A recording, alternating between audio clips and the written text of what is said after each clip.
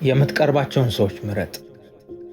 በህይወት ጎዳና ላይ የምናገኛቸው ሰዎች ሁሉ ጊዜ ከጎናችን እንደሚጓዙ እናምናለን።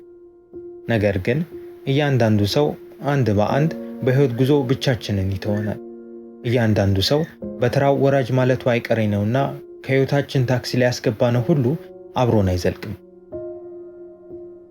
ስለዚህ በሩን ከፍቶ ከማስወጣት ውጪ አማራጭ አይኖረን። ጊዜ እያለፈ ሲሄድ እያንዳንዱን ጉሉ ሰዎች በየመንገዳቸው እንሸኛለን። ብዙዎች በመሄዳቸው ቋሚ ክፍተትን በልባችን ውስጥ ይተዋሉ። የቀረቡን ወዳጆች ሲርቁን ብናዝንም፣ አንዳንዶች ግን በመሄዳቸው ደስ እንሰኛለን። ሌሎችም መሄዳቸውን እንኳን የማናስተውላቸው አይጠፉም። የተሳካ ጉዞን ለመፍጠር ከሁሉም ተሳፋሪዎች ጋር ጥሩ ግንኙነት መመስረት ያስፈልጋል። ይህም አንዳንዴ ከመጠጋት አልፎ የራሳችንን ቦታ አሳልፎ መስጠትን ይጠይቃል።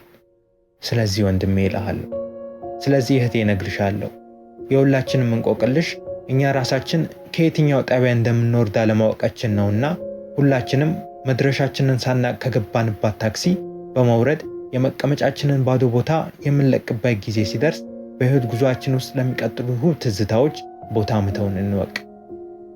በፍቅር፣ በሰላም፣ በደስታና ይቅር በመባባል በመስጠትና በመጋራት በህይወት መንገድ ላይ ለመጓዝ መሞከር አለብን። ደብዳቤ 2 በመዓላ አዳነች ከራስ ጋር ንግግር መጽሐፍ የተቀነጨበ